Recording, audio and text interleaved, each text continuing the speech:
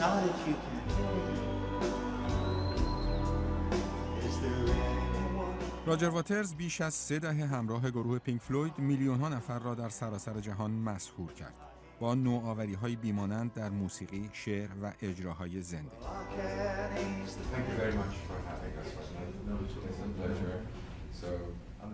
واترز که این روزها بار دیگر آلبوم دیوار را روی صحنه برده، در فرصتی که میان کنسرت‌هایش پیش آمد، در نیویورک با تلویزیون فارسی BBC به گفتگو نشست. Thank you very much, Roger, for having us. I'd like to start with asking you, how does it feel to have the Wall tour after 30 years? Well, it feels good. We've been on the road since the middle of September, and we finished just before Christmas. We did 58 or 59 shows in Canada and the United States, and the last 3 in Mexico City. And the response has been fantastic, and the shows have been going very well. And I think people have responded to the fact that I've broadened and updated the show from the way it was when I did it with Pink Floyd in the late 70s and early 80s. It has a much broader philosophical and political context now than it did then. And so I couldn't be happier. Well, when you first wrote The Wall, it was based on a personal and emotional experience, and the wall signifying a psychological barrier, correct me if I'm wrong. But later it evolved, as you mentioned, into a much broader context.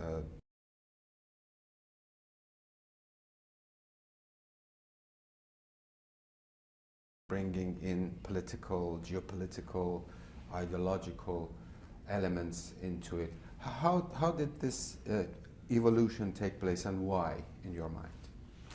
In the intervening years since 1979, I've realized that this can be seen as an allegory for the way that nations and religions and contrasting political ideologies deal with each other, and that that the powers that be who control our lives and control all the cash and control all the power and control our liberty and control everything, use fear of other as a way to control us all, and it's convenient for them, and I identify them,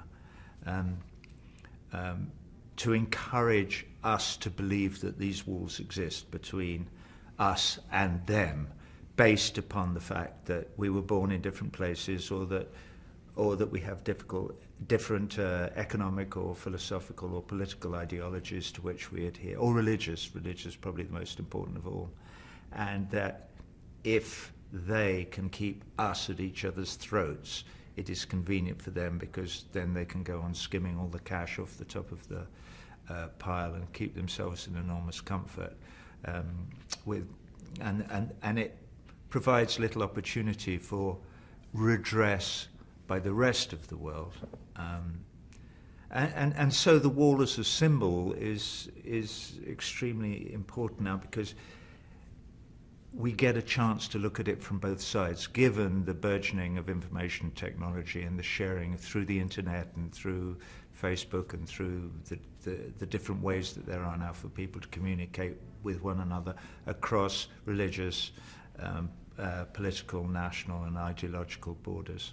So the wall today still bears symbolic significance. I mean, it's what you say is more of a spiritual message to the people to tear down these walls that separate mankind, so to speak, and come together. It doesn't prescribe per se an ideological or political or economic doctrine or procedure. You know, you and I now, sitting here now, may be part of the wall, or we may be part of what I would consider to be a good thing, which might be part of a movement to tear down a particular wall. That wall, I've lived in the United States for 11 years, and I see the mainstream media in this country as one of the most powerful walls that exists between we the people and our ability to experience the reality of our own lives. Because we are bombarded in North America every day with a message, and it's constant. And it's 2 or 3 pronged, it's like a trident, you know, and the message is, number 1, consume, number 2, be frightened of the other, of the foreigners, the evil ones, the whatever. And number 3, do as you're told.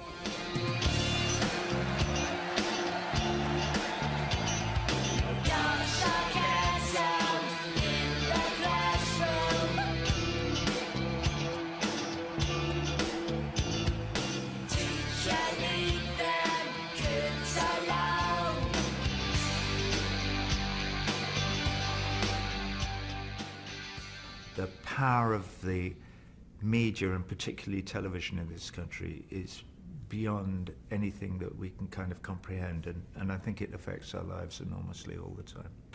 And it's something that needs to be dismantled. So, if I remember correctly, back in 1992, you had the Amused to Death album, in which you almost mentioned exactly the same thing, that the humankind is going to amuse itself to death by TV culture. With the advent of all these new technologies that you mentioned, the internet, the reality TV, the Facebook, YouTube, do you think that is happening now? People are amusing themselves to death? Call me an optimist if you like, but I cling to a certain sense that maybe those things are actually helping us. As we know, all information technology is a two-edged sword. It may help them to control us, or it may help us to free ourselves, or it may do a bit of both. A positive aspect would be allowing people of different nationalities, different religious experiences, different philosophical attachments and so on, to communicate with one another across the great chasm of religion and ideology and whatever, in order that they should see a future where it's more important for them to understand each other than it is for them to wipe each other out, or, you know, or kill each other, or whatever. Whereas over here, there are negative powers, in my view, that would like to use information technology to keep the oil companies strong. You know, here in North America, I sense, keep the people relatively quiet, so that by identifying outside enemies and so that they can keep this little club of 2% of people who own, you know, 70% of the wealth of the country intact and keeping going nicely without anybody really making any kind of fuss, by selling the people this notion that, well, you could be one of these 2%, wouldn't that be nice? So it's a very, very strange situation at the moment. And I'm very happy that I live in America, in a country where I won't be put in prison for saying this. In your recent tour, there are pictures of casualties of war projected on the wall. Tell us how these pictures were chosen. What was the idea behind that, and how did you screen them? When we started trying to put together the visual aspects of this show, I expressed my desire right at the outset to make it a more universal story and not just a story about me. Well, part of my story is that my father was killed 20th of February 1944 in the Anzio bridgehead in Italy, and that had a deep effect on my life. So one way to make the story broader is to say, well, lots of people have lost loved ones during wars and or political conflict of one kind or another, and they've all, in some way or another, experienced the same devastation and loss that I felt when I was a young child and still feel to this day. And so how can we include other experiences in the thing? So my team and I developed the idea that we would reach out through a web page and through Facebook to such audience as I had, and ask them to share with us stories and photographs of loved ones lost in war or in conflict. So among those pictures, there's a picture of Neda Agha Sultan, a young Iranian woman who was shot dead during the demonstrations following the 2009 Iranian presidential elections. How did her picture come to be projected on the wall? Somebody from Iran sent it to us.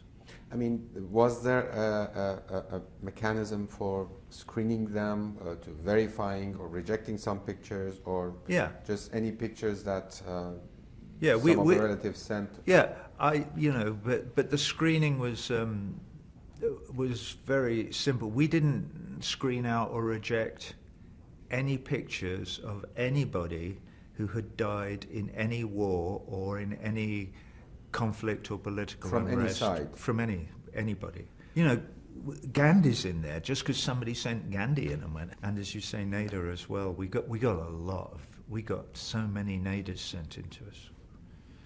And it's interesting that you should bring her name up because it may be that without the internet and without my webpage and without Facebook and without this, nobody outside the few blocks on those few days of those riots in Tehran after that time would know anything about this one.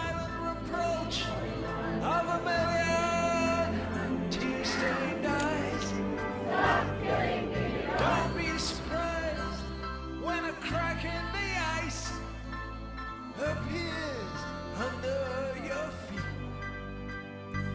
You slip out of your depth and out of your mind with your fear flowing out behind you. Clearly the regime in Iran would like to suppress all of that stuff and do the best that they can.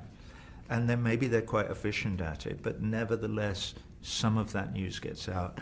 And there's a kind of groundswell of opinion in the rest of the world in support of the protesters, because on the face of the evidence, and there isn't much, it's mainly anecdotal, it seems extremely likely that that election was totally corrupt.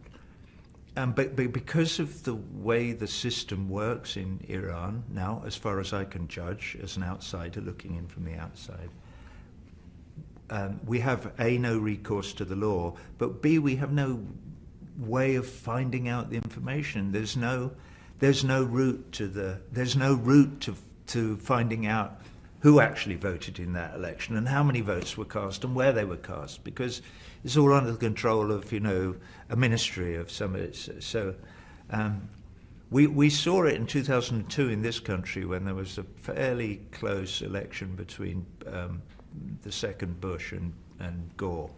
2000. Yeah, 2000, where most informed opinion thinks that Gore got more votes and that it all hinged eventually on Florida, and then the Supreme Court, that had a 5-4 majority in favor of the Republicans, decided, well, Bush won the election. So this isn't a problem that's specific to Iran, though it does seem, from looking from the outside, as if there's not much chance of having free and fair elections in that country. A few months ago, speaking of Iran, you also authorized